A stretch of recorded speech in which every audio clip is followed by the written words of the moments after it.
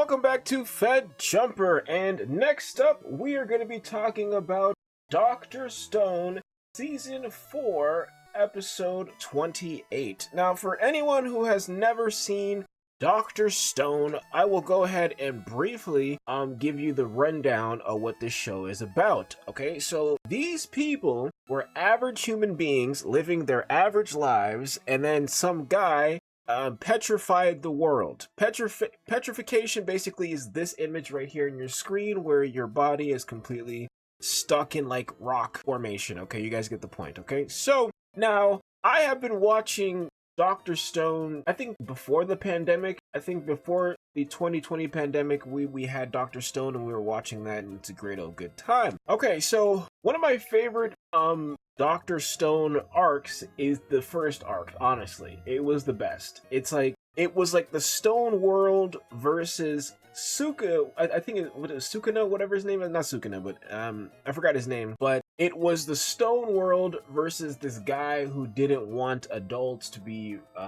reanimated, okay? I gotta get these names down. I watch too much anime. But the point is that every arc in Dr. Stone is good. It's a good show. Very simple show. It's a very easy to watch show. And it's a very good mix in between a lot of shows. Alright? There's not a lot of romance, which I like. There is combat. There was a lot of good combat episodes. There's a lot of like good information and science stuff, and all the villains end up becoming good guys because they were never really villains to begin with, which is like interesting. I don't know how to explain it, but every single character is not a good guy or a bad guy. They're all willing to do whatever it takes to survive, right? Even, defend themselves.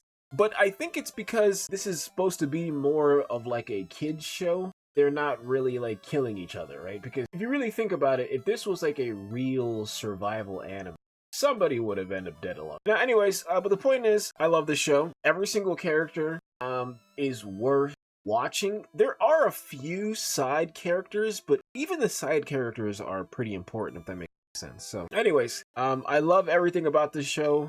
I actually have nothing bad to say about this show except for I wish that it would drop like a shitty Netflix series, but I've realized that if we get all 12 episodes today, that means that the show is pretty, not that big of a deal. Anyways, all I have to say is that I can't wait till we get a Dr. Stone video game, okay? It would be pretty cool to have a Dr. Stone survival game, right? Where you think about a game where you start in the Stone World, and then you have to find items and, recruit teams and defend your base and stuff. Like, a Dr. Stone survival PvP game sounds actually pretty badass, okay? Some people would train to be warriors, right? Some people will be trained to do this, some people will train to be that.